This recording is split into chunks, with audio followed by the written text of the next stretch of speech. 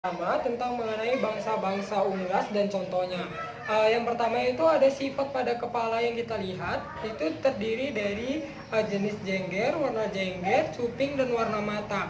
Kemudian kita lihat dari tipe bulu dan warna bulu, kemudian kita lihat dari shank dan fitnya, kemudian kita lihat dari warna kulit, setelah itu kita lihat dari produktivitas telur dan jenis telurnya atau bentuk telurnya, setelah itu kita lihat dari mengeramnya, kemudian kita lihat warna komnya.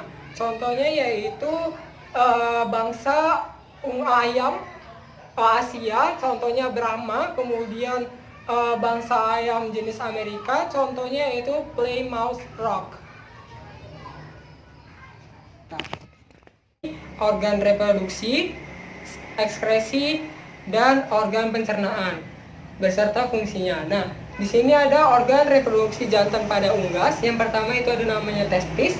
Nah, pada bagian testis ini berfungsi sebagai tempat pemasakan atau pembentukan sel sperma. Kemudian ada nama bagian vas deferens sebagai saluran keluarnya sperma. Setelah itu ada nama bagian kloaka, saluran akhir dari tempat keluarnya sel sperma pada jantan. Setelah itu pada organ reproduksi betina ada nama bagian ovarium. Dia berfungsi untuk menghasilkan sel telur. Kemudian bagian infundibulum berfungsi untuk menangkap yolk yang sudah matang. Kemudian magnum dia berfungsi untuk sintesis kalaza. Kemudian sintesis albumin yang berupa albumin encer dan kental. Kemudian masuk kepada uterus yang merupakan saluran lanjutan dari sistem reproduksi betina. Kemudian masuk kepada vagina yang merupakan saluran juga. Kemudian kloaka, tempat saluran tempat saluran pengeluaran sel telur atau organ sekresi. Kemudian masuk kepada organ ekskresi pada unggas. Yang pertama itu ada namanya ginjal.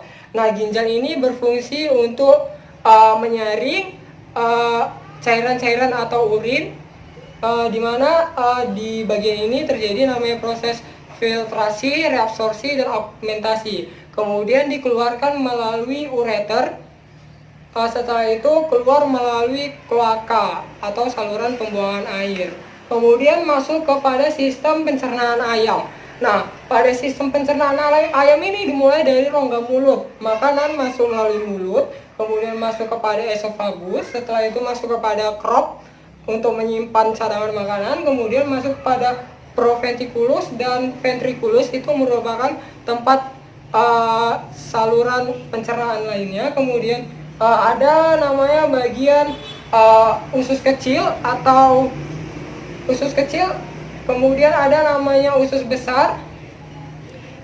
Setelah itu masuk kepada usus kecil. Ini berfungsi untuk menyerap nutrisi-nutrisi yang sudah dicerna sebelumnya atau sudah dilakukan proses pencernaan enzimatik pada ventriculus dan proventriculus sebelumnya. Setelah itu masuk kepada kloaka, yaitu saluran pembuangan air. Terjadi pada setiap organ reproduksi betina. Yang pertama itu ada nama bagian ovarium. Nah, pada bagian ovarium ini terjadi namanya proses ovulasi, di mana sel-sel yang sudah matang dilepaskan.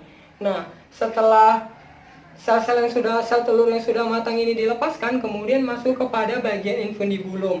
Nah, pada bagian infundibulum ini yaitu terjadi proses penangkapan sel yolk yang telah matang selama 15 menit. Nah, pada bagian infundibulum ini tidak ada penambahan unsur-unsur lain.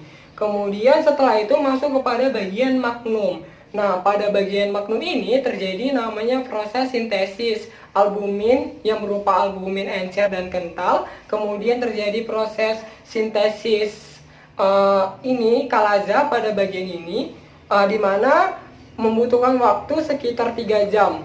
Di mana material ekskresinya berupa protein berupa albumin yang mengandung ion organik, kemudian karbohidrat, protein, dan air. Kemudian masuk kepada ismus. Nah, pada bagian ismus ini terjadi yang namanya proses sintesis membran keraba, di mana membutuhkan waktu sekitar 1-2 jam.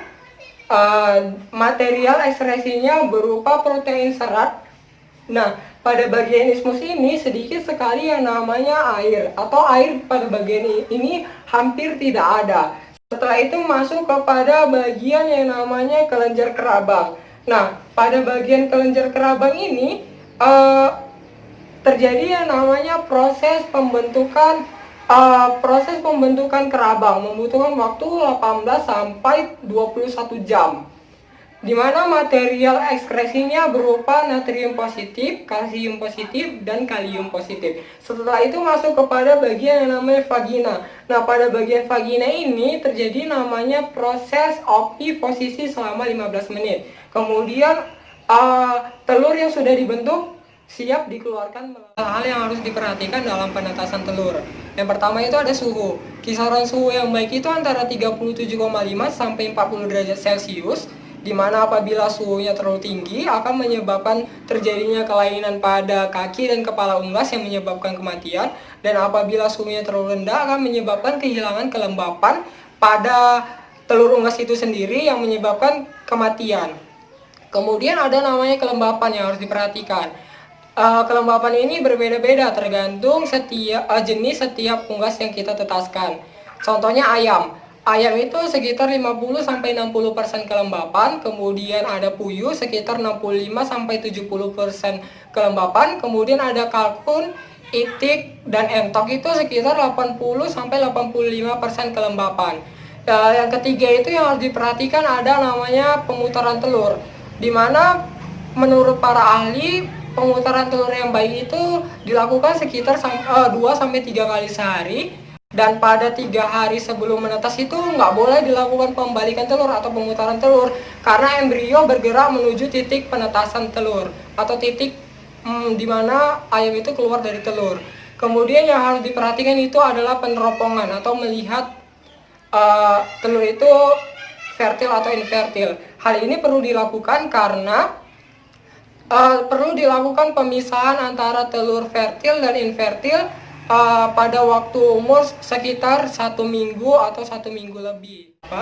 Mulai terbentuknya tempat tumbuhnya bulu pada unggas pada hari ke-9, mulai terbentuknya embrio itu mulai terbentuk seperti ayam. Kemudian pada hari ke-10 mulai terbentuknya cakar ayam. Pada hari ke-11 mulai terbentuknya tumbuh bulu ekor pada unggas. Pada hari ke-12 mulai terbentuknya atau sempurnanya cakar ayam. Pada hari ke-13 mulai terbentuknya sisik pada cakar ayam. Pada hari ke-14 embrio pada kepala ayam itu mulai menggerak-gerakkan tubuhnya, kepalanya itu pada bagian tumpul telur unggas.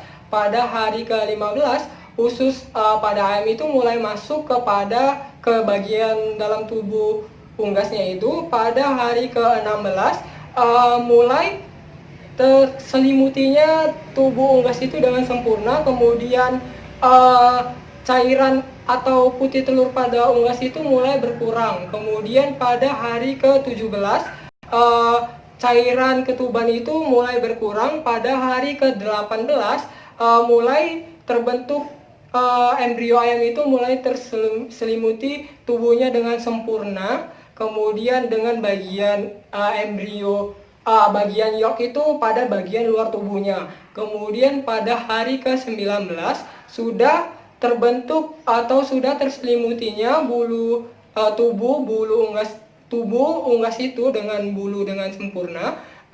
Kemudian perlahan-lahan cairan yolk itu mulai masuk ke dalam bagian embrio telur unggas tersebut. Baiklah, kemudian saya akan menjawab pertanyaan soal nomor 6 mengenai sintesis yolk dan sintesis albumin.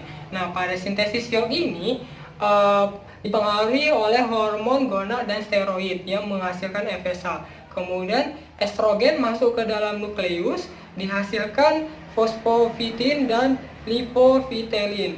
Kemudian pada sintesis albumin, estrogen disintesis menjadi 4S, kemudian disintesis menjadi 5S yang merupakan